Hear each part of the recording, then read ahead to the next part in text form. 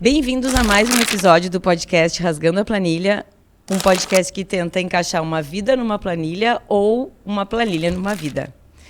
E hoje eu estou aqui com a Fran. Oiê.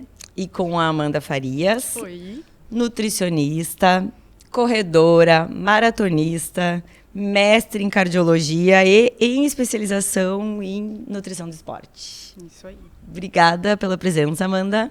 Muito obrigada pelo convite, gurias. Estou muito feliz de a gente estar aqui hoje para a gente falar sobre um assunto tão legal, que é Polêmico. E muito atual. Acho que tem aparecido bastante no consultório, então acho que vai ser bem Vai interessante. ser bem bom. Que bom. Bem-vinda. Antes de começar, eu queria só fazer um parênteses e agradecer os nossos parceiros da Trek Porto Alegre, que nos mandaram um pacote para você. Obrigada. E um pacote para mim. Ótimo. De agradecimento pela parceria. Foi um ano que a gente fez algumas collabs com a Trek daqui de Porto, então eles mandaram uma cartinha. Depois a gente lê ali nos nossos stories. E bom. que a gente tem ainda bastante coisa para fazer no ano que vem. Obrigada, pessoal. Antes, de começar, de efetivamente a gente entrar no assunto, a gente ouve muito, pelo menos no meio do triatlo e no meio que a gente circula ali, REDS. R-E-D-S. R-E-D. Sei lá como é que se fala, não sei nem como é que se fala. O que é? Porque tu me explicou de um jeito que eu entendi melhor do que quando eu li, alguns artigos talvez muito técnicos para mim. O que é, resumindo para leigos, essa síndrome? Então, antes de passar a palavra para nossa especialista, então, o que é? REDS pode ser considerado, acho que, um conjunto de desordens que ocorrem no nosso corpo por causa de uma falta de disponibilidade energética, uma baixa disponibilidade energética para suprir todas as nossas funções. É a falta de comida que gera o caos. Falta gasolina para andar 100 quilômetros, digamos assim. Né? Não calibrou, não abasteceu e foi lá e fez. É o riquinho sendo empurrado na Bem lembrado, lomba. riquinho sem gel. E pensando aqui, por que isso acontece e quem são as pessoas mais acometidas, a Amanda vai falar um pouquinho, então, exatamente o que é a sigla, pra gente entender. Eu acho que tu trouxe muito bem, Sati. Então, assim, quando a gente vai pegar bem as letrinhas ali, R-E-D-S, a gente está pensando em síndrome da deficiência relativa no esporte.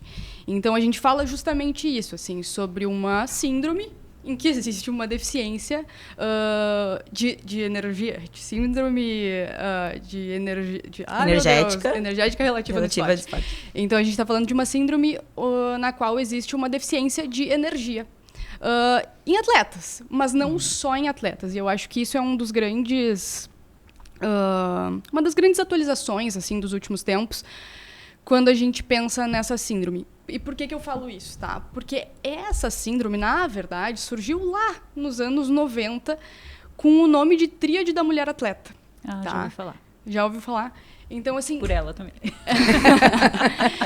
Então, assim, começou a se ver que muitas mulheres atletas acabavam... que tinham aí dentro da sua rotina baixa disponibilidade energética, então elas acabavam consumindo menos calorias do que precisavam, acabavam tendo algumas alterações mais importantes de saúde, como, primeiro mais notável, talvez, assim, uma queda de performance, pensando que eram atletas, né?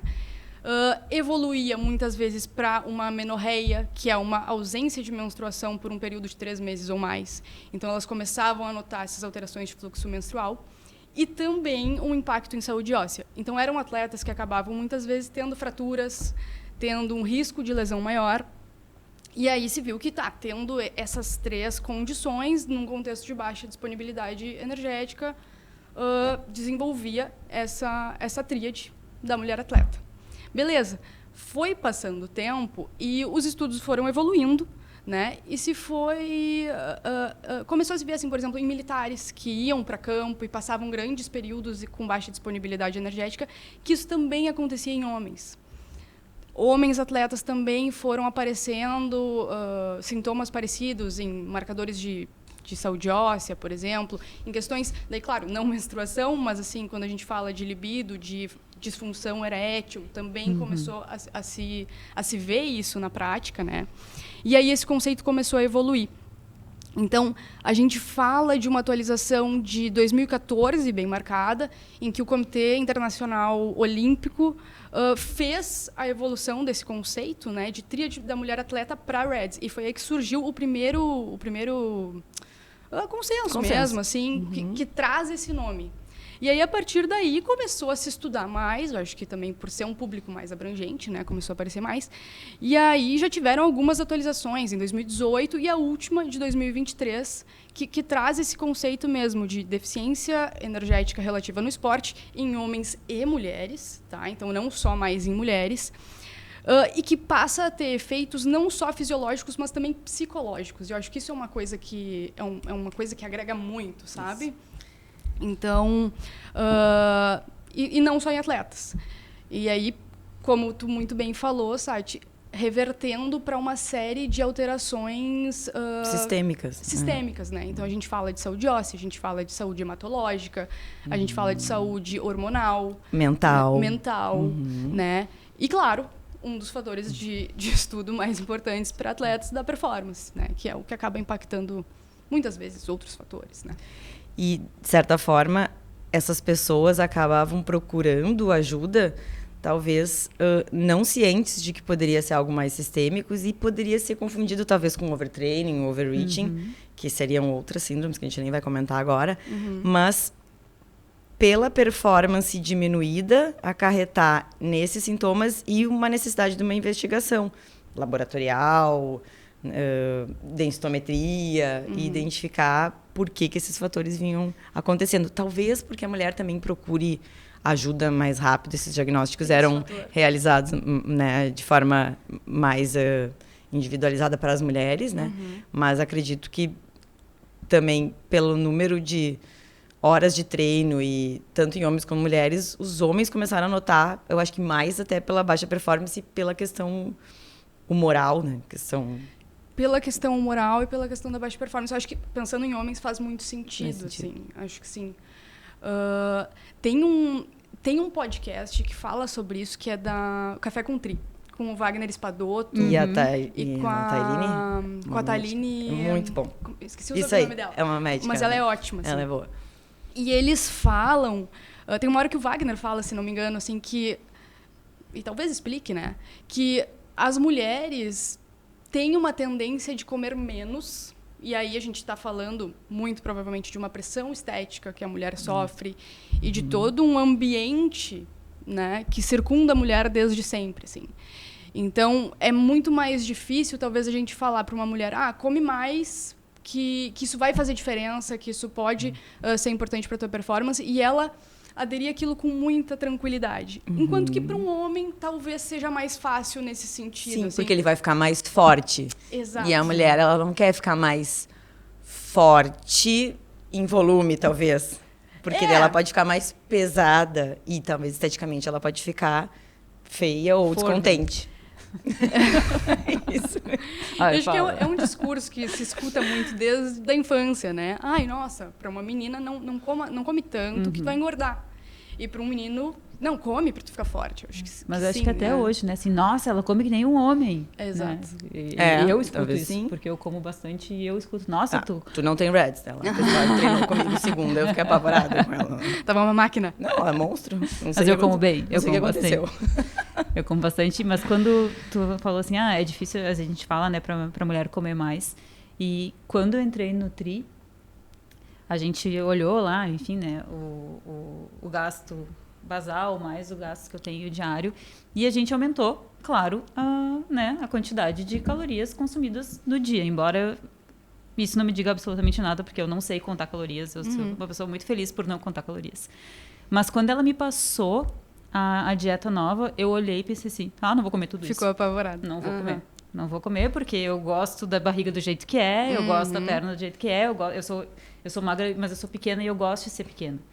E eu demorei, acho que umas 2 consultas, assim, para entender que aquilo efetivamente ia me fazer diferença. Eu ficava exausta nos treinos, a Sati sabe, né? Eu chegava, fazia o treino de terça-feira da bike, chegava meio-dia, eu ia de carro só para poder dormir no carro, meio-dia. Eu dormia 40 minutos no carro. Hoje eu não preciso mais. Mas daí a minha dúvida é, normalmente, a síndrome ela vem porque eu tenho muito esforço e daí eu não dou alimento suficiente, ou eu já tenho um alimento suficiente, eu aumento muito a minha carga de treinamento e eu não subo a minha alimentação junto. Tipo, a alimentação ela tem que sempre acompanhar o treino, mas pode ser... O que vem antes, né? É meio ovo ou a galinha, né? Mas o que vem antes? A pessoa já come pouco e ela coloca mais exercício, ou ela já tem muito exercício e ela não traz isso, sabe? Como é que eu começo com o pé direito? Como é que eu já não começo errando? Porque eu acho que isso é um ponto importante da gente entender como leigos, né? O que eu preciso olhar antes? A minha carga de treino ou a minha alimentação? É nesse sentido. São 2 coisas que andam juntas. Assim, então, quando a gente...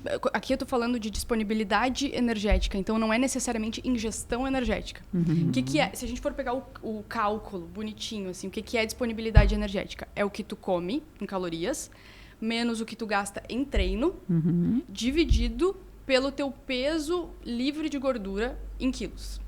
Então, se tu vai na nutricionista, no educador físico, enfim, faz alguma avaliação, tu consegue saber o que é o peso do teu corpo em gordura e o que é o peso que não é gordura. E aí, o de peso ósseo, peso muscular, peso residual. E aí, é esse peso que a gente usa para fazer esse cálculo, tá?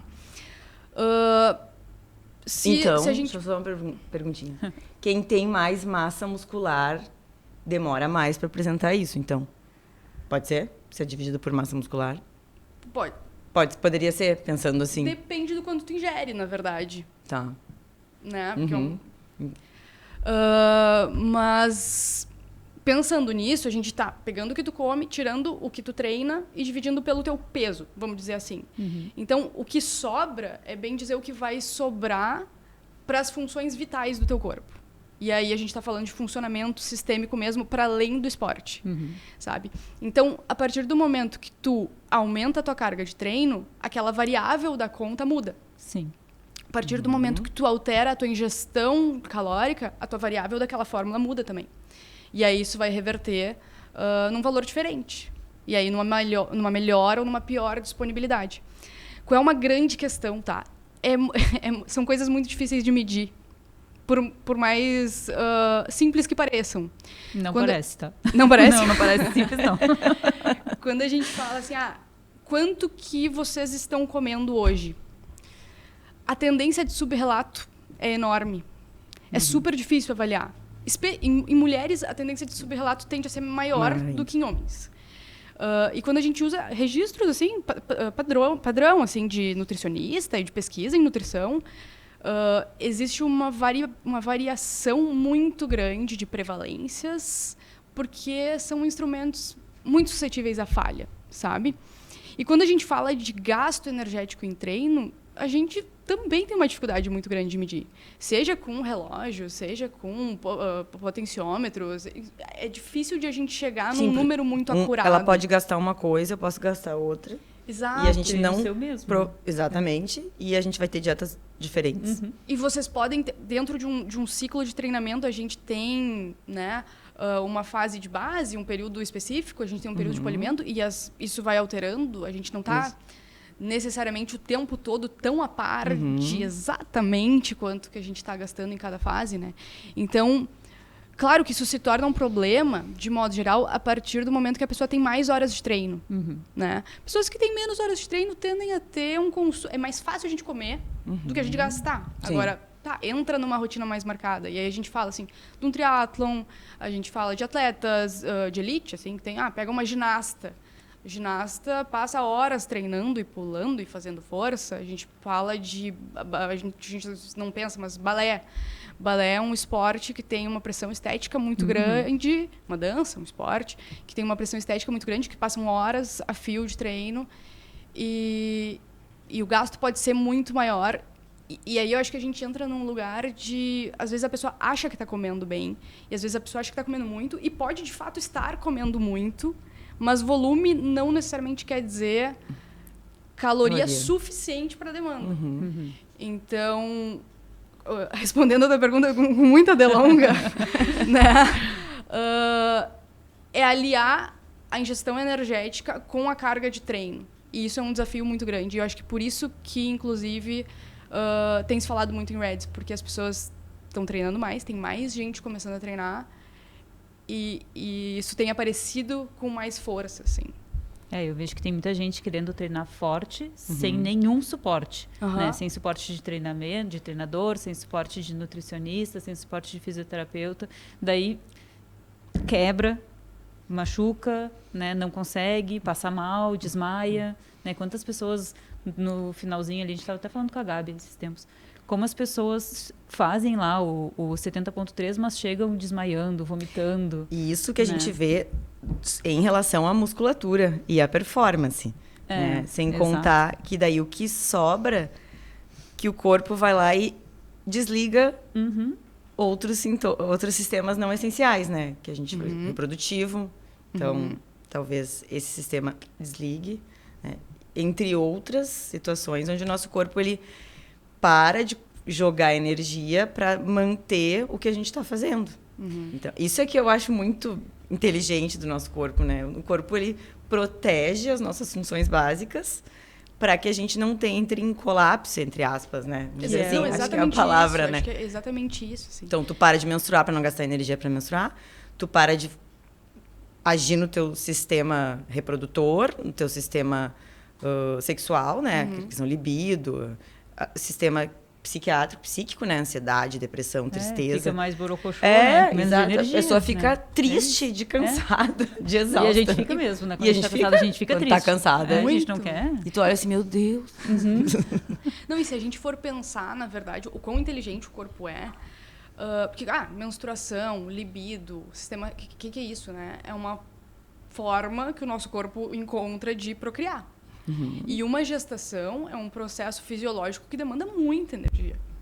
Então, o corpo entendendo, não tenho energia suficiente, mal tenho energia suficiente para estar fazendo alguma coisa aqui. Para que colocar para lá, né? Como é que eu vou gestar uma criança agora? Então, isso meio que o corpo já barra, sabe? Então, e aí, claro, a partir daí, com essas alterações hormonais iniciais, começa a ter uma cascata de alterações, porque a partir do momento que tu tem menos, uma mulher tem menos estrogênio, por exemplo, que é uma das coisas que acontece, isso acaba tendo um impacto em saúde óssea, porque o estrogênio é um baita protetor ósseo, né?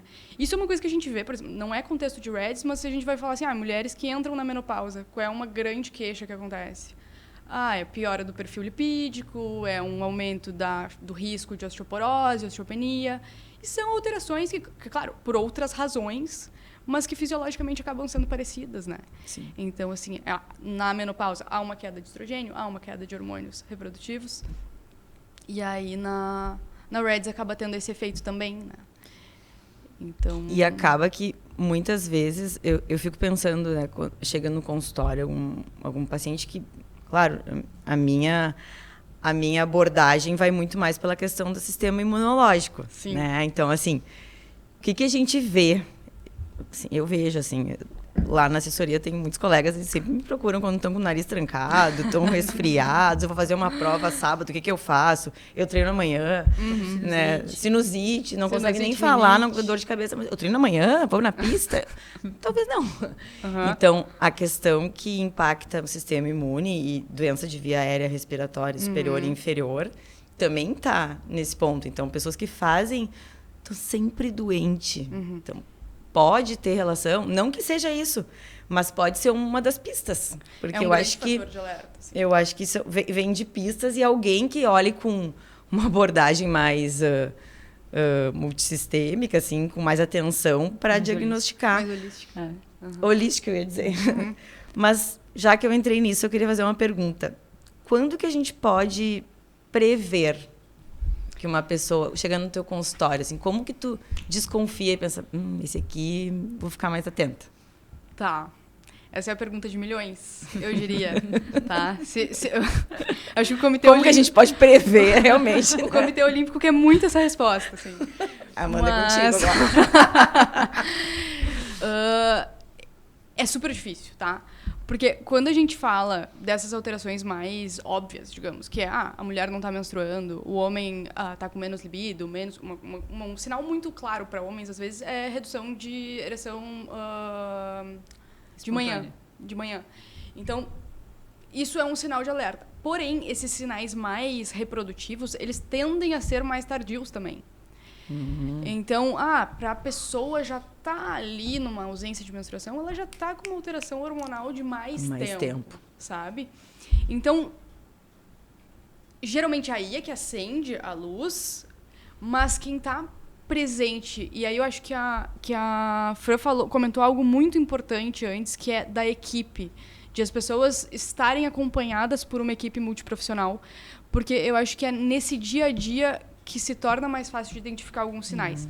E aí a gente vai falar muito daquele conceito novo, digamos, que o Comitê Olímpico traz, que é a parte psicológica. Então, o atleta ou o atleta amador, ele vai começar a apresentar, de maneira inicial, distúrbios de humor, assim. Mais irritabilidade, um humor muitas vezes mais triste, com sintomas depressivos muitas vezes. Acho que na performance também é bem comum, assim, de se notar. Então, o treinador, de repente, vai notar... E o próprio atleta, né? Putz, eu tô fazendo aqui um treino com muita dificuldade de desempenhar esse treino que eu fazia antes com o pé nas costas, sabe? Que coisa estranha. O que será que tá acontecendo? E, claro, vão ter semanas que a pessoa vai estar mais cansada. Sim. E, de repente, aquilo ali se mistura com muitas coisas. Mas eu acho que... diria que esses são grandes sinais, assim, performance reduzindo sem uma explicação talvez muito óbvia. Então, assim, daqui a pouco tá numa semana ok de trabalho, não tá numa semana super caótica, ou um mês, né? Não tem nenhum problema externo, estressando. Exato, ninguém tá mal na família, não tem nada, assim, que explique muito. E a carga de treino não tá tão alta, de repente, assim, nossa, treinos leves, por que eu tô tendo tanta dificuldade para fazer esse treino que antes era muito fácil? Então, eu acho que esses são grandes sinais de alerta. Mas aí, por que eu brinquei antes que é a pergunta de milhões e que é uma grande dificuldade? Porque esses são sinais de alerta que são sinais de alerta para mil coisas. Exatamente. Então, assim, hoje em dia, com a velocidade que as coisas estão andando, assim, em vida, em trabalho, em estresse e tal, quem não tá cansado, né? Assim, somos todos cansados, é verdade. Então, assim, quem dorme bem, quem come bem, quem se recupera bem, muitas vezes é exceção. E às vezes é difícil de identificar mesmo que, não, será que isso é porque eu estou comendo pouco para minha carga de treino? Mas eu acho que tu tem que ter uma percepção muito verdadeira de si, assim. Tipo, não, eu falei pra Fran antes, né? Eu falei, antes de eu fazer a minha última fratura de estresse no pé, eu falei pra Fran na quarta-feira, e pra Gabi, meu Deus, eu tô morrendo pra fazer esses 400 metros. Não é possível. E o meu relógio já tava dizendo, descansa, recuperação 82 horas. improdutiva. E ele já vinha me avisando, e eu só fui me dar conta depois. A semana toda, eu fazendo aquela pista, e a Gabi, para. E deu assim, não, mas falta aqui 5. Já vai acabar. Na sexta-feira foi o dia da lesão. E daí eu fiquei pensando muito nessa questão do tipo... Claro, não estou fazendo diagnóstico aqui, mas eu estou pensando como isso pode ser um sinal para a gente ficar alerta do que o nosso corpo está pedindo. Né? Mas eu acho que... Talvez ali não fosse o momento para parar mesmo. E descansar não ia me lesionar. A gente não sabe, né? Mas é difícil a gente parar, né? É difícil a gente saber a hora Por de quê? parar. Porque a gente acha que é feio ou é menos louvável estar cansado e descansar. Eu acho que tem isso, mas eu acho que a gente que tem um volume... E eu falo a gente porque, né, a gente tem uma carga de treino um pouco maior, assim, em horas. A gente se acostumou a fazer as coisas cansadas. Isso é verdade. E daí eu acho que fica difícil de saber a linha entre eu tô cansada e eu tô exausta. E quando que eu posso treinar cansada e quando que eu tenho que parar porque eu tô exausta e eu vou me machucar. Isso é difícil. E daí eu acho que isso bate no psicológico, que é um pouquinho que tu estava falando, e a gente vê, assim, na assessoria, né, a gente vê no ciclo dos Irons, nos ciclos dos 70.3, como as pessoas, elas são felizes no começo, delas ficam muito insuportáveis, cara. Elas ficam chatas, elas ficam mal-humoradas, cansadas, elas ficam antissociais. Daí tudo tá ruim, tudo não quero, tudo não sei o quê. Depois elas fazem a prova e ficam felizes de novo, né? Vamos fazer a próxima. Tu nunca nem vê aquela pessoa mais na frente, né? Mas o quanto... Daí, claro, isso é uma questão que a gente sabe que quando a gente fica cansada, a gente fica, né, um pouco mais humor mais lábil também, né? Mas... o fator estresse, né? Então, assim, eu tenho uma vida que eu trabalho, nesses últimos 2 meses eu estava trabalhando das 8 da manhã às 10 da noite. Treinando 2 horas por dia. Passando por... Em 2 Você turnos, dorme? muitas vezes. Em 2 turnos, muitas vezes. O meu pai quase morreu 2 vezes nesse ano, né?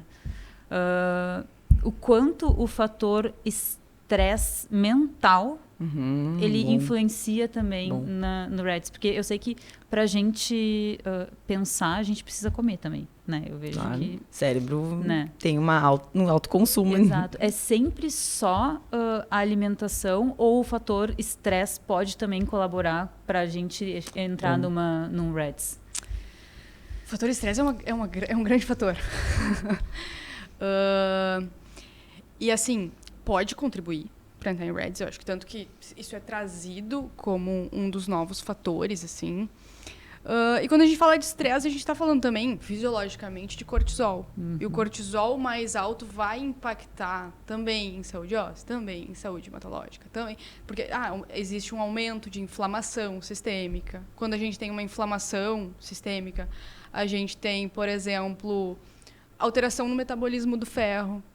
Então, a gente vai absorver menos ferro quando a gente come feijão, carne, vai absorver menos ferro, o nosso corpo vai mobilizar menos ferro. Quando a gente pensa em ferro, a gente está pensando em transporte de oxigênio e a gente está pensando em oxigênio performance. Então, tem esse lugar também. E aí, a gente está falando de treino. Então, tudo conversa. Quando a gente fala de estresse, a gente fala de sono alterado. A gente fala de irritabilidade. De tantas coisas.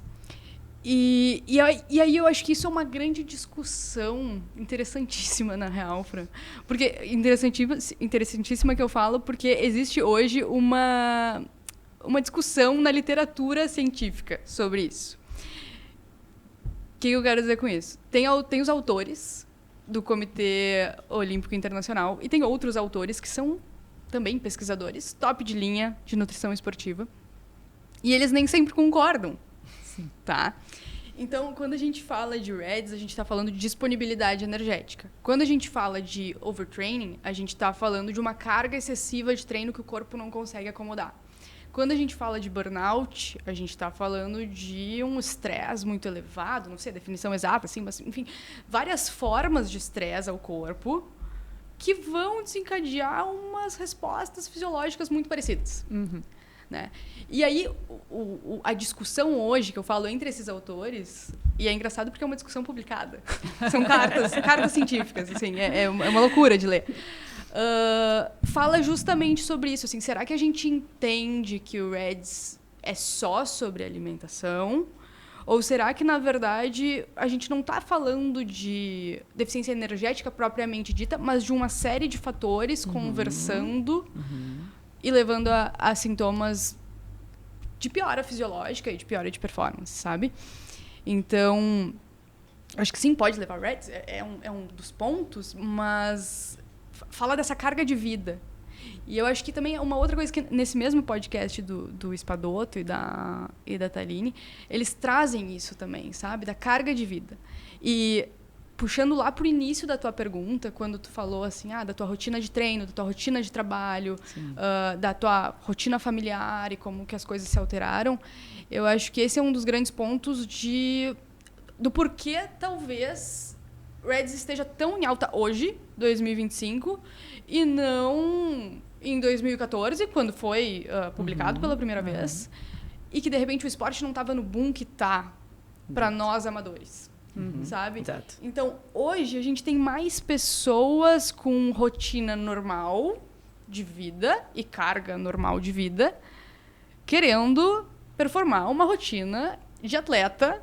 Tentando encaixar a vida na planilha de treino. Exatamente. 15 a 20 horas de treino por semana. Exato. Exatamente. Exato. E quando a gente pensa num atleta, assim, de elite, pago para isso, que sobrevive através do esporte, a gente pensa, claro, numa pessoa que treina muito, mas numa pessoa que descansa proporcionalmente, Exato. né? Então, existe um manejo dessa carga que é diferente do atleta amador. E acho que isso é um grande ponto, sabe? Então, como que o atleta amador não vai ter uma carga enorme de estresse se ele tem um pai que está mal de saúde, se tem um filho de 1 ano em casa que tem que chegar e dar atenção, 2, 3 anos, não sei, se tem uma demanda de trabalho absurda. Então, é um cenário muito difícil. E vamos lá, nesse mesmo cenário, e aí puxando pro Reds de novo, assim, nesse mesmo cenário agitado de vida, que horas tu come? Exato. Ou assim, que horas tu organiza a tua comida? Ela come no meio da cirurgia. Né? É assim que ela descansa. Entra num bloco cirúrgico, fica lá, de repente, horas trabalhando. Tenho pacientes que são, assim, cirurgiões e tal, e ficam horas trabalhando, e aí, Amanda, eu não consigo comer, às vezes, por 6 horas seguidas. Meu Deus. Ou eu tenho que sair do bloco, mas eu não... priorizo não sair e não posso nem beber água porque eu não posso fazer xixi. Entende que é muito difícil. Não, e outra coisa que a gente falou ontem, te interrompendo, e tu tem que levar a marmita que tu deixou lá com as quantidades de carboidrato, proteína, e aí tu vai lá na salinha e tu fica desconfortável porque tu tá comendo a tua comidinha ali saudável, né, ao invés de estar pedindo um No meu lanche. caso é uma Ah, comidinha tem saudável, porque desse tamanho é minha marmita. Então, tá consumindo bem, tá fazendo força. Mas... E trazer isso para a gente entender a necessidade desse consumo em meio a tudo isso. Exatamente. E normalizar, as pessoas normalizarem que eu preciso sair, né? Ah. Eu tô numa reunião e eu paro a reunião e falo, gente, só um pouquinho, eu vou lá, pego uma comidinha, pego o meu lanche da tarde, como se eu posso comer na reunião, eu como durante a reunião, senão eu vou lá, como e volto para a reunião. Eu não vou botar minha saúde em risco, porque a reunião durou mais tempo do que eu esperava. E lá no trabalho todo mundo sabe disso, né? E quando nos outros trabalhos eu sempre aviso, cara, preciso comer, senão eu passo mal, vou ficar chata Vou desmaiar. O meu humor vai piorar. Desmaiar é bom, desmaiar é um bom... Eu falo que eu tenho hipoglicemia e eu começo a me tremer. Isso é bom. Mas isso é super raro. Assim, é raro as pessoas terem essa percepção, muitas vezes, ou até impor esse limite, sabe? De autocuidado. Então não é uma coisa... colocar em primeiro lugar, né? Eu acho, pelo menos. Mas eu acho que o nosso início, assim, foi bem... ficou bem evidente da necessidade de aumentar o consumo de caloria e de intratreino. Acho que no início, assim, eu e a Fran, a gente treinava em outra academia, força, fazia aulas de bike, corria, eventualmente, mas sempre corri, então me acostumei de um jeito que o meu corpo se adaptou a jejum e tal, consigo correr assim. A gente até conversou com o Ricardo Hirsch, que ele falou assim, eu fazia longos de 34 em jejum porque o meu corpo se adaptou. Então, tem esse lado. Não tá certo fazer isso, não copiem. Mas, quando a gente entrou nos treinos mais frequentes de muitas horas, a gente sentiu, nos 3 primeiros meses, a necessidade, porque a gente começou a ver o quanto na segunda hora ficava muito difícil sofrer. Então, a gente foi vendo, porque existe orientação, deveria existir, né? A gente isso entra... sem lesão, né? Só na percepção do esforço. Pela Percepção de performance esforço. mesmo. Exato. E assim, a gente nem queria performar, né? Não, a gente só queria queria sobreviver. treinar. A gente queria treinar. Depois que as coisas... Vamos fazer uma prova. Mas eu acho que quem entra, assim, nesse ritmo e a gente normaliza, porque quando eu falo com outras pessoas, as pessoas ficam chocadas. Você pedalou 60 quilômetros hoje de manhã? Exato. É 8 da manhã e tu já fez, né? 3 horas de exercício. Sim, e a gente faz porque gosta, né? Eu tô ali porque eu gosto. Não tem nenhum outro sentido. Ninguém tá te obrigando. Ninguém me obriga. Mas a gente viu a necessidade de como que o corpo ali, a partir da primeira 1h30, precisava de energia. E assim, fadiga e como se ele desligasse, não consigo fazer mais força. A Franca fala, minha perna não funciona. Às vezes ela fala, minha perna não está funcionando. Eu juro. Então, Falta força. talvez a gente tivesse que entrar nisso já com uma orientação nutricional, porque daí tu vai procurar depois, né? Tu vai depois na nutrina. Quando o problema aparece, geralmente já eu escuto um deu toque-toque problema. na minha porta. Né? Mas acho que sim, acho que que isso faz muito sentido, assim. Porque, inclusive, quando a gente fala consumo energético e queda de na segunda hora, a gente está falando, por exemplo, de um estoque energético intramuscular, que é o glicogênio muscular. E esse glicogênio, ele vem através do consumo de carboidrato, sabe? Então, a partir do momento que a pessoa tem um consumo cronicamente mais baixo, ela fica cronicamente mais depletada, sabe? E aí, treinar em jejum, fazer treinou muito tempo em jejum. Com certeza, tu vai ser mais adaptada do que uma pessoa que nunca treinou em jejum e que é nova nos treinos, digamos, né? E acho que sim, tem a sua importância. Quando a gente fala em treino de jejum, a gente tem um espaço para isso também, sabe? Não gosto muito daquela conversa assim, eu sou a Nutri Low Carb, eu sou a Nutri High Carb. Acho que não, a gente tem que ser a Nutri da estratégia, de entender assim, o que cabe em cada momento, sabe? Então, quando a gente pensa em treinos leves, a gente pode pensar, dependendo do momento, do ciclo e tal, com muito mais tranquilidade num treino em jejum e num treino com, de repente, menos reposição, dependendo do tempo do treino também, sabe? Porque é uma via metabólica que comporta a ausência ou a menor quantidade de carboidrato. A partir do momento que a gente coloca intensidade na jogada, a gente começa a falar com mais ênfase em carboidrato.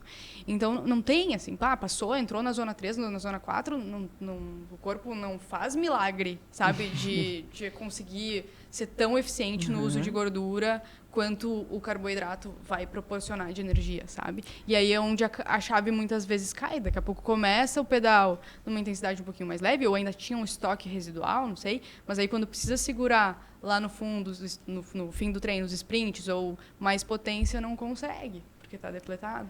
E é sempre carboidrato, porque tem a discussão, né, do Kid, que é a discussão, eu acho que de Porto Alegre inteira sabe que o Kid não come carboidrato. Né? Ou come pouquinho carboidrato e o carboidrato vem da cerveja. É sempre... Eu já vi os relatos dele e é impressionante. É impressionante. Não dá pra dizer que não. Não, é impressionante. Eu fiz um pedal com ele, a gente subiu 4 vezes a Pamecor e depois subiu a perimetral. E ele, durante o pedal, depois de 2 horas de pedal, ele mediu a glicose dele com um aparelhinho de diabetes. E tava, 89. Daí tu fica, meu Deus do céu, eu estaria desmaiando.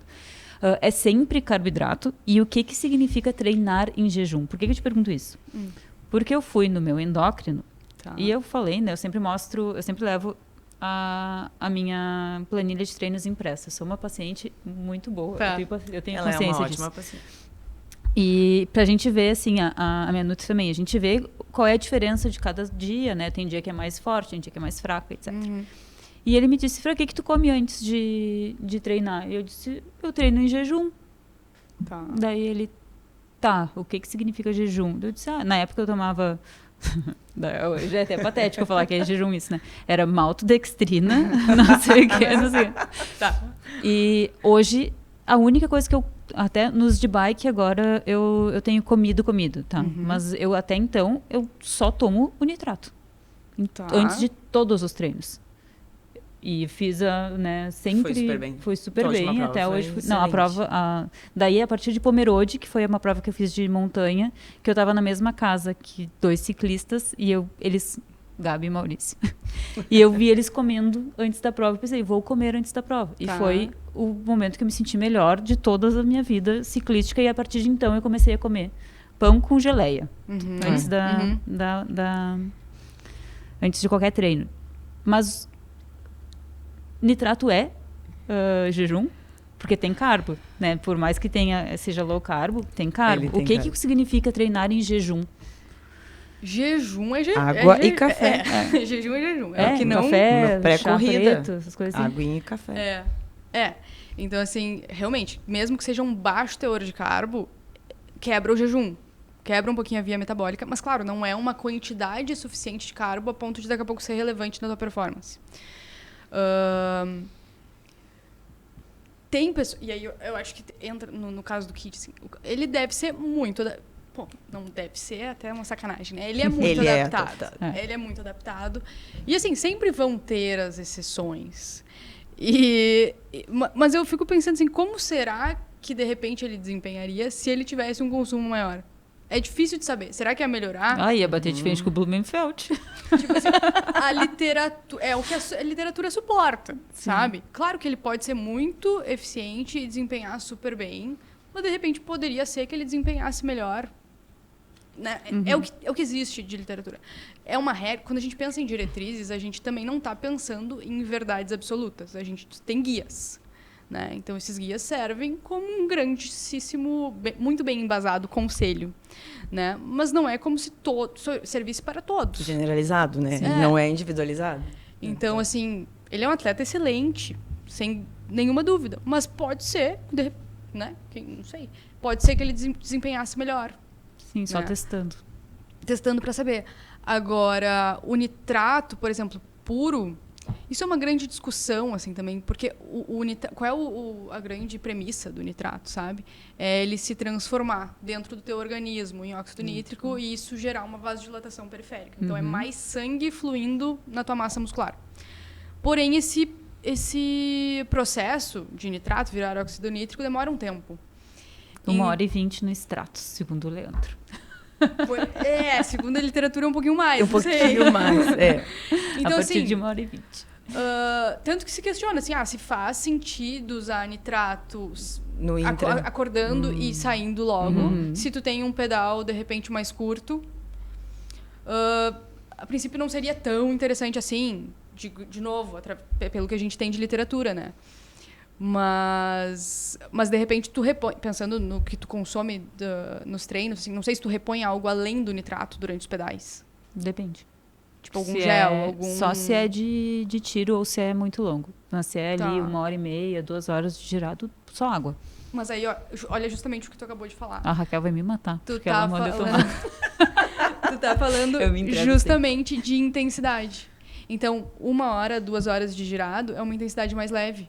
Tu vai estar atuando numa Z2, tu sabe, numa via que é muito mais confortável pro teu corpo usar a gordura como fonte de energia. E aí é bem provável que tu sustente aquele esforço. A partir do momento que tu pensa em tiros ou que tu pensa em treinos mais longos, aí tu já tem ou um estímulo muito forte, a ponto de tu precisar açúcar mais rápido, ou um estímulo muito longo, a ponto de daqui a pouco tu depletar de fato tua base e que vai ter uma intensidade acumulada ali, sabe? Então, acho que tu conseguiu definir muito bem, na verdade, as necessidades conforme a intensidade. Eu comecei a ver que eu levava e não tomava. Levava e não tomava. Não mais? Daí não levei mais. Sim. Aumentei meus watts, né? Diminui peso. E nos treinos de intensidade, tu já sente essa necessidade de uma maneira até mais natural, de repente. Mas sabe que o que mais me impactou foi que a Amanda me convenceu que eu melhoraria a minha performance se eu fizesse o uso do gel na maratona. Foi uma grande conquista. Foi uma conquista. Merece um busto. Porque Olha, eu falei assim, tá, eu vou dar um crédito. E eu tomei direitinho, mas o que mais impactou, assim, do que a gente conversou e de que tu mudou na minha alimentação foi o comer após o treino. Eu senti bizarramente a diferença da minha recuperação. De dor após o exercício, dor muscular, recupera muito melhor, e de fadiga, né? E a sensação de cansaço ao longo do dia. Porque eu chegava e não comia, ia trabalhar, e daí ia comer meio-dia. Meu Deus. E daí, mas esse é o momento que tu precisa, tu não vai engordar, aqui, teu corpo, exato, comida, desesperado, gordo, pelo pedindo amor, socorro. me dá alguma coisa. Então, eu acho que isso aí, eu notei, assim, eu acreditei, pensando assim, não, eu não vou ficar 10 quilos mais gorda. E eu senti muita diferença, até na minha performance no trabalho, né? Porque eu me sentia mais capaz e com mais energia. Mais focada. Mais focada, impressionante. Assim, eu fiz bem o teste, eu falei assim, essa semana não vou fazer, essa semana eu vou fazer. Incrível, assim, questão de recuperação muito maior. E às vezes não é falado, nem o que tu tem que comer, porque daí tu tem que ter um carboidrato e proteína. Né? Então, isso eu acho que foi muito importante para evitar que eu entrasse em outros sistemas, em alteração de sistema, né? Alguma coisa, tipo um distúrbio, digamos assim. E acho que isso é um ponto interessante porque, de novo, a gente consegue entrar naquele lugar de não existe um nutricionista low carb, um nutricionista high carb, mas de entender como jogar com os momentos.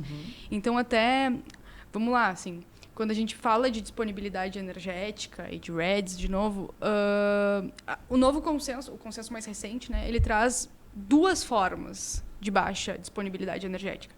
Então, a problemática, que é a que, de fato, aumenta o risco de se transformar e virar um REDS, e a adaptável. O que é adaptável? É aquela baixa disponibilidade energética que pode ser desejada.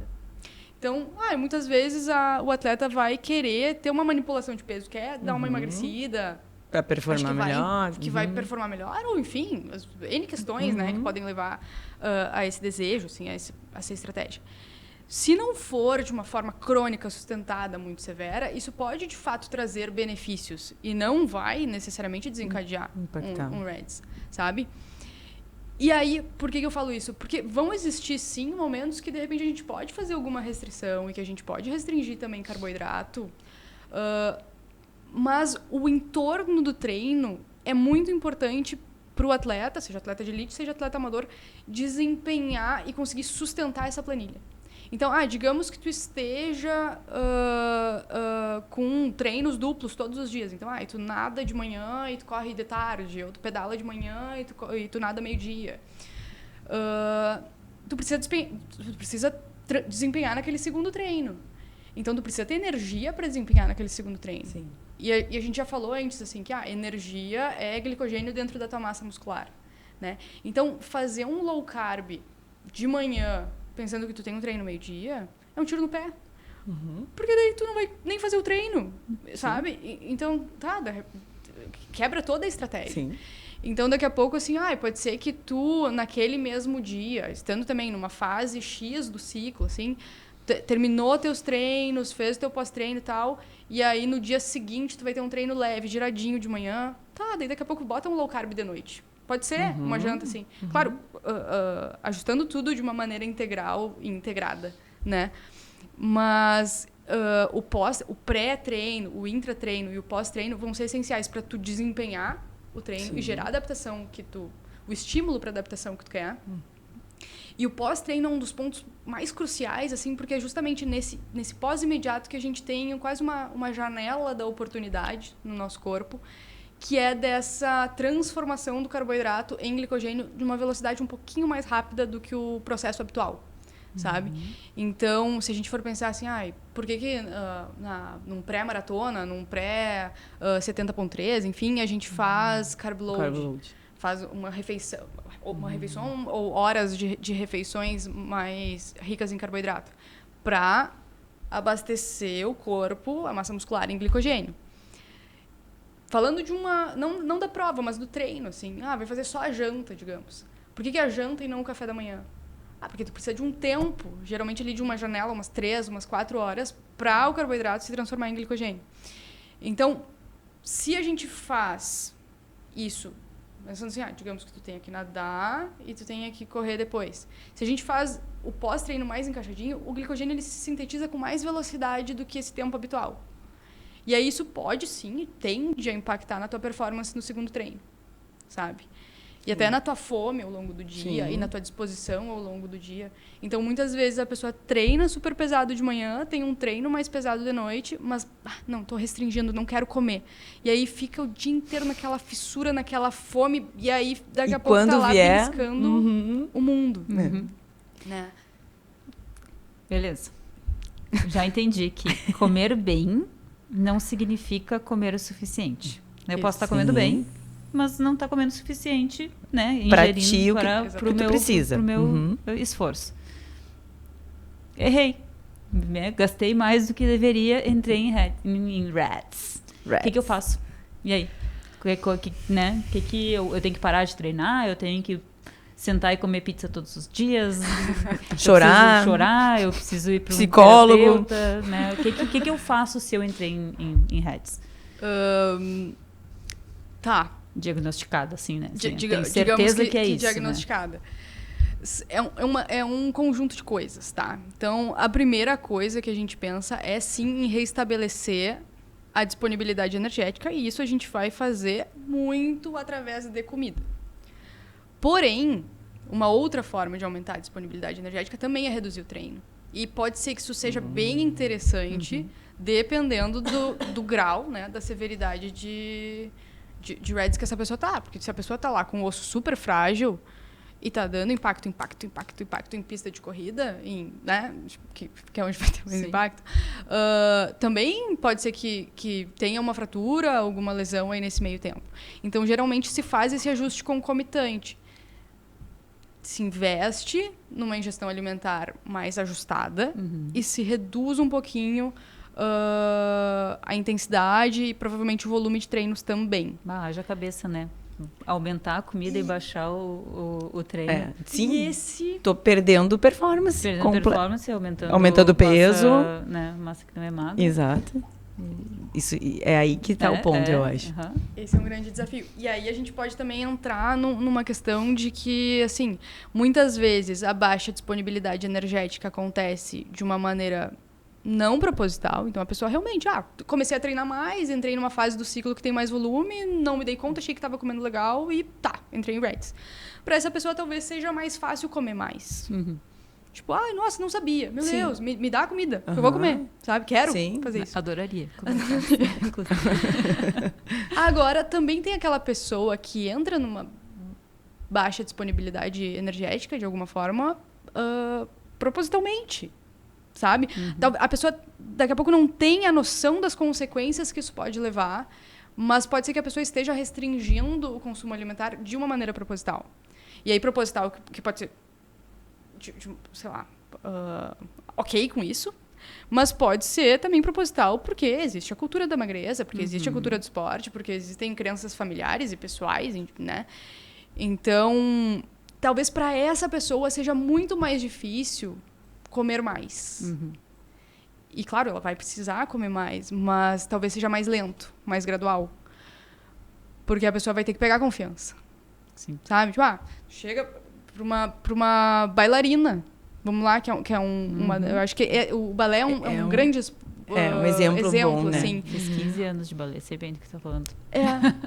Né? Não tem uma pressão da leveza, da sutileza, que precisa ser magra, precisa ser delicada. Então, como é que tu vai dizer para uma bailarina que, de repente, ela precisa comer muito mais, sendo que ela ouviu a vida inteira que ela tinha que comer muito pouco? Que ela tinha que comer restrito, né?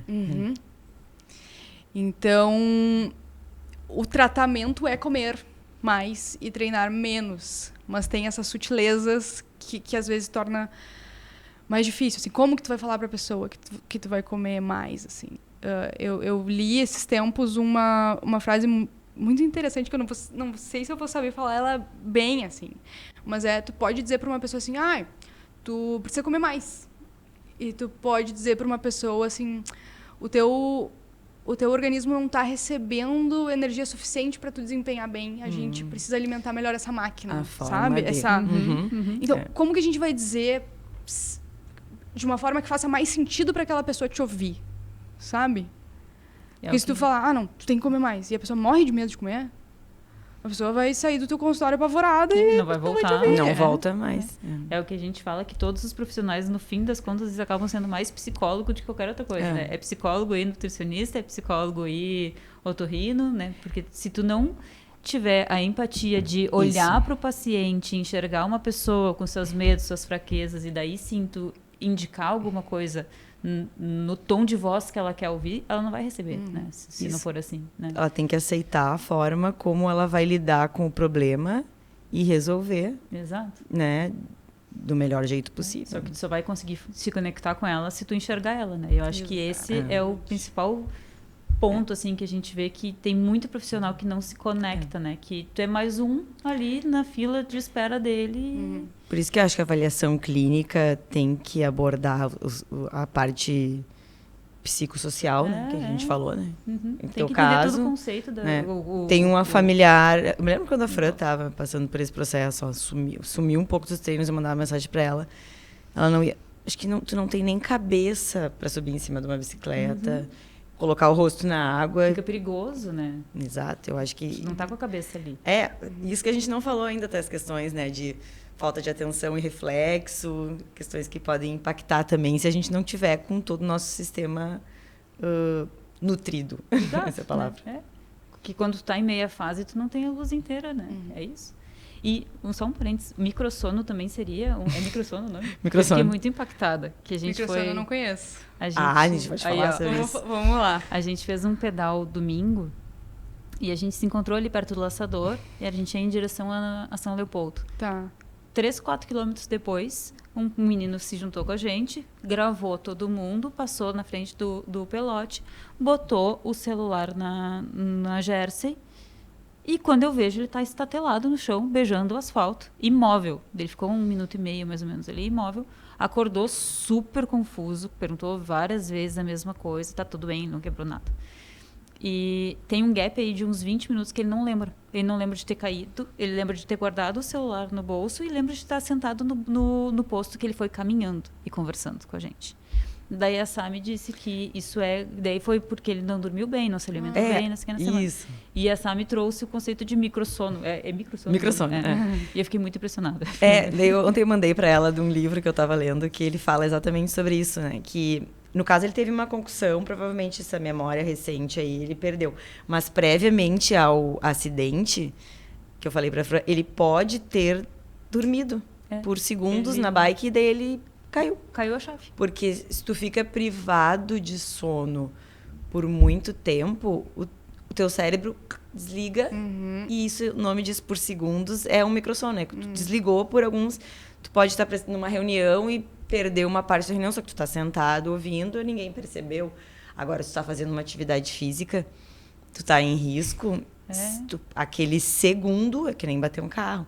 Então, falando sobre sono rapidinho, né? Mas a apneia e síndromes que estão relacionadas a distúrbios de sono, insônia, não estão relacionados com a questão energética, né? Alimentar, mas aí outra forma de recuperação do corpo e, como é que eu vou dizer, resetar a informação que a gente adquiriu, né? O dia todo, dormindo, mas que se a gente está insuficiente nisso, o corpo vai desligar. Se proteger. Se proteger. Que é o que ele faz no Reds também, né? Ele Isso, de certa forma, só que daí não com a questão alimentar, dormir, né? Isso. Esse conceito é legal, Sim, né? muito legal. E tu vê que perigoso, né? Muito. Quando ela pra mim falou, eu falei, dormiu. E ele me disse, porque daí falei com o médico e ele disse que caiu o disjuntor. Ele realmente dormiu, desmaiou em cima da bicicleta. Isso que ele tava assim, na frente, então ele caiu e a gente enxergou. Como tinha bastante vento, se ele tivesse pro final do pelote, talvez ele tivesse caído e a gente nem tivesse notado. Sim, exatamente. No meio da BR-116. Sim, então, assim, é uma coisa em cima da outra, né? Que também é carga de treino, né? É volume. Isso. Certamente ele não se alimentou bem, porque ele, né? É tudo... Não, e tu tudo vê que, de conectado. repente, é um processo tão forte que, assim, quando a pessoa tá pedalando, a adrenalina tá correndo a 1000, né? Exato. Na hora tu... E digo até pra tu ficar acordado. Claro, né? Exato. Atento, né? E não sendo o suficiente pra parar uma resposta assim. Tu falou uma coisa que me lembrou, eu tava lá no Bodytech ainda, quando a gente não faz mais de 2 anos. E eu tava correndo, foi a primeira vez que eu corri 10 quilômetros. Tá. E eu falei pra minha Nutri na época, assim, eu tive que parar porque eu fiquei com muita fome a partir do quilômetro 8. E ela disse, meu Deus, tá muito errado, porque tu não pode ter fome se tu tá gerando... Fazendo um exercício. Né, endorfina, adrenalina, epinefrina, azinas, né? Sim, eles inibem o teu que, sistema. Tu, né, tu tava muito errado, tu tava muito desregulada e daí o que aconteceu? Eu corri, passei muito mal, muito mal, vomitei. Depois. Baixou teus níveis glicêmicos. Não tinha de onde tirar aquela energia. Daí, desde então, eu comecei a comer. Talvez seja esse o meu ponto de virada. Mas eu nunca tinha parado para pensar nisso. E eu acho que a gente tem que perceber que cada vez mais tem se postado sobre atividade física, sobre triatlo, sobre corrida, sem linkar, muitas vezes, com alimentação. Né? E eu acho que essa questão da cultura do corpo, que a gente vê, né? Blogueiras e muita gente... Hype, né? Exato. O hype é corpo bonito, todo mundo, né, sarado, passando férias em Cumbuco, sei lá, que as blogueiras estão tentando fazer kite agora também. Tá todo mundo em Cumbuco, né? Tu viu isso? Eu vi isso. Inacreditável. Que bom que alguém viu também. Então, eu penso assim, não é real, né? Porque olha a quantidade de energia que a gente precisa para desempenhar a nossa planilha. Exato. Dando um exemplo. E tu sabe que tem uma coisa que às vezes é até contraintuitiva, mas se entra num déficit crônico, déficit energético crônico, e a pessoa tá, de repente, fazendo isso propositalmente para emagrecer, o corpo, ele também entende esse déficit, de novo, né? Que é todo o conceito que a gente está falando aqui, mas como uma possível agressão, um risco de sobrevivência. E aí a própria redução de ressíntese óssea, remodelamento ósseo, questão hormonal, afeta inclusive o metabolismo basal, sabe? Sim. Então, às vezes é o caso de, não, vamos aumentar um pouquinho o aporte energético dessa pessoa e aí ela começa a emagrecer, sabe? Isso é interessante, né? Isso é muito interessante, porque, claro, se o corpo tá ali recebendo nada e gastando muito, ele vai se proteger o máximo que ele consegue. Aí daqui a pouco ele entende, não, tô recebendo aqui uns alívios, sabe? E aí a pessoa consegue emagrecer, que de repente era o objetivo principal, né? Por isso que o The Biggest Loser era tão polêmico, né? Tem até uma série na Netflix que mostra o pós deles, como eles se privavam, daí emagreciam, sei lá, 92 quilos e como isso impactava e estagnavam, né? Parava de emagrecer e não emagrecia nunca mais. E como isso impactou a saúde para sempre daquelas pessoas, né? Que também... Sim, que o vencedor, aquele que mais perdeu peso, retomou que mais todo voltou. o peso. Porque, claro, o que eles fazem ali é uma agressão gigantesca. Assim. É muito forte, né? É muito forte. Às vezes, olhando e até pensando, meu Deus, como é que isso foi ao ar? Exato, e todo mundo batia palma, né? Pra quem não sabe, é uma série que era de pessoas obesas, quem perdia mais peso em, sei lá, um mês. 2 meses. Agora, tu falou em série, eu vou só fazer um adendo, assim. Tem uma série que eu assisti um tempo atrás na Netflix, Olimpo, se eu não me engano. Já viu? De doping, né? Essa série eu achei muito legal, uma série espanhola. E tem um momento da série que tem uma menina que faz ginástica rítmica. E ela tá fazendo treino em apneia, né? Então ela entra na piscina e ela faz... não sei o nome exatamente, mas fica girando, fazendo uma manobra em apneia na piscina. E ela quer muito chegar num número X, porque o recorde é Y, sabe? Dos russos, né? Exato, exato. E aí ela tava, né, em uso de doping, tem esse fator também. Mas a cena é muito forte, porque é uma atleta entrando em colapso físico, mas também em colapso psicológico, com essa pressão e com essa vontade de bater esse recorde e com a pressão interna dentro de era como se fosse uma universidade só de atletas, assim. Então, várias modalidades, cada um dentro da sua modalidade, mas todos convivendo.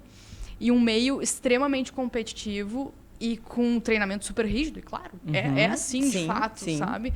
No esporte. Mas eu acho que traz muito... Essa série traz muito, de uma maneira gráfica, o que muita gente passa, né? E explica de alguma forma como que se desenvolve o RED e overtraining e, enfim, todas essas condições que levam a essas alterações fisiológicas. Até que ponto as pessoas vão, né? Exato. Até que ponto tu submete. Eu só não gostei de uma coisa, que o doping surge por causa dos ciclistas. Que fama horrível, cara. Faminha. É uma faminha. Mas isso é impressionante, que só terminando o que vocês estavam falando das alterações que acontecem no corpo, né? Uma vez eu tive uma paciente que ela teve um sangramento digestivo, sem nenhuma causa, assim. Eu comecei a investigar sobre o diagnóstico que ela tinha vindo na endoscopia digestiva dela. pangastrite endoscópica. E eu fui procurar artigo. Eu achei um artigo de 90 e poucos que foi realizado em ratos nos Estados Unidos. Eles fizeram privação crônica alimentar num grupo com atividade física e o outro liberaram os dois. E fizeram análise da histologia do estômago. Como que ficava o estômago de uma pessoa que fazia muita atividade física e Em privação. em privação. É outra histologia. Então, assim, adaptando para nós, né? O corpo, o estômago, ele fica completamente diferente. E aí, para absorção de nutrientes, a gente vai ter um problema também. Então, olha só tudo que pode gerar uma falta de informação da importância nutricional ou também uma certa displicência com o que a gente está ingerindo, né? Não, e a gente até não comentou esse ponto, mas alterações gastrointestinais também são pertencentes, né? São sintomas de REDS. Então, muitas vezes constipação, muitas vezes alteração de permeabilidade intestinal, que é tu ter um intestino, de repente, com mais buraquinhos, assim, passam mais coisas do teu intestino para o teu sangue, né? Então, tu fica com uma permeabilidade alterada. Mais distensão, alteração de absorção de nutrientes. Então, a questão do ferro, que eu falei antes, o ferro acaba sendo menos absorvido. E são vários sintomas bem existentes, assim, acho que nos atletas, né? Ainda mais com a ingestão de gel e um monte de coisas. Sim. Então, tem gente que troca só por gel, né, também, né? Não come mais, acha que só porque tá tomando o pré-treino ali, os pozinhos, né? Deu. Maravilhosos géis, incríveis. Nossa, tão bom de tomar ótimos. Todos os dias. Numa carga, né? Num volume muito alto. Enjoa, assim. Não, no volume de 1 já enjoa. É?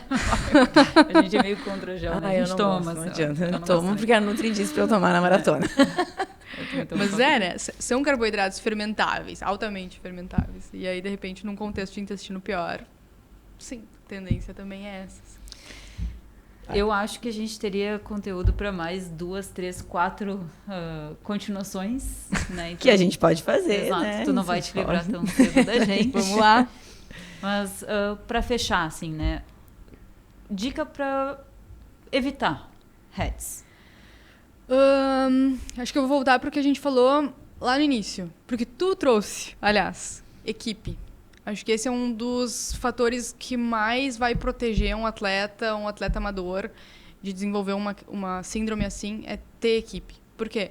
Porque se eu não tô tão...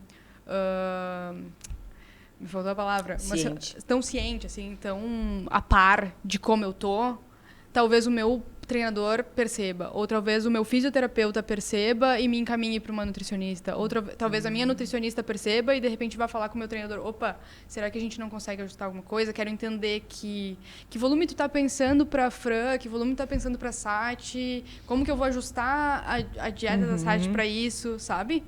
Porque muitas vezes existe uma falta de comunicação e aí assim, tu tá treinando X, mas eu não sei disso. Como que eu vou também, de repente, ajustar? Agora, se eu tenho contato com o teu treinador, se a gente se comunica, fica mais fácil acertar esses ponteiros. Então, acho que esse é um dos primeiros pontos, ter equipe, não fazer as coisas sozinho. E o segundo ponto, eu acho que é ficar mais atento a si, sabe? Estresse, todo mundo tem, cansaço, todo mundo tem, mas será que está num nível normal, assim? Será que faz sentido a forma como está se sentindo em relação à tua vida no momento? Porque muitas vezes pode ser que não faça. E aí, claro, não estou dizendo que necessariamente vai ser por questão energética e por ingestão, mas pode ser um overtraining, pode ser sabe? Pode ser muitas coisas, mas estar atento, acho que esse é um grande ponto, assim. Eu faço muito o exercício. Às vezes eu tô lá no trabalho, por exemplo, eu fico muito estressada. Daí eu paro. Tento olhar quanto que eu passei por uma situação parecida, né, em outro momento do mês.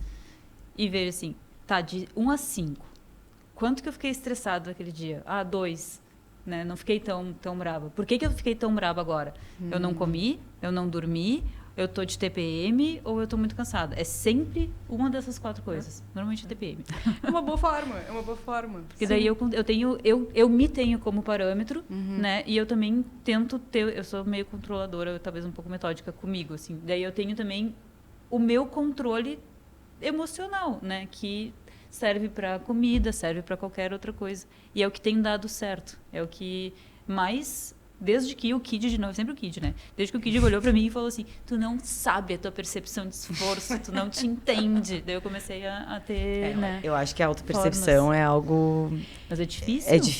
É difícil, sim. Isso é muito importante porque, de novo, assim, eu particularmente gosto muito quando os treinadores falam qual o objetivo do treino.